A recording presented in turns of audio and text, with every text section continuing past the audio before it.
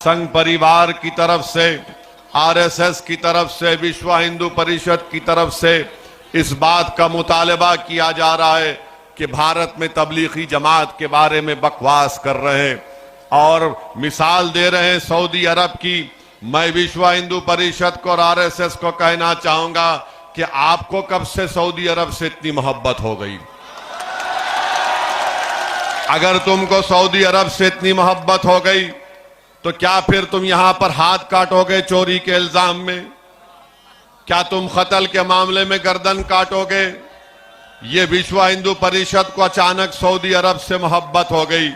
हम इनको बताना चाह रहे हैं कि हमको सऊदी अरब से मोहब्बत नहीं है, ना हमको कभी उनसे वास्ता रहा है। हाँ, वहां पर काबतुल्लाह है, वहां पर रसूलुल्लाह सल्लल्लाहु अलैहि वसल्लम का सब्ज गुंबद के मकी का आस्थाना है।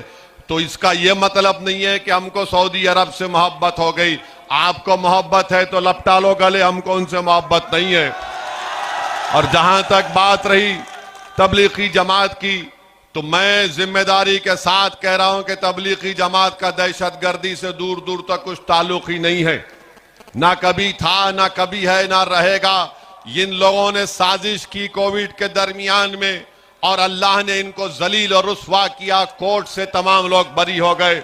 मेरे अजीज दोस्तों और बुजुर्गों, ये बात कहना जरूरी है कि जो काम दावत का किया जाता है, दीन का दावत का काम किया जाता है, वो किसी हुकूमतों का या शख्सियत का मोहताज ना था, ना कभी रहेगा। अल्लाह के दीन का पैगाम अगर आप नहीं करेंगे तो अल्लाह किसी और कौम को पैदा करेगा और अल्लाह उनसे अपना काम लेने वाला है।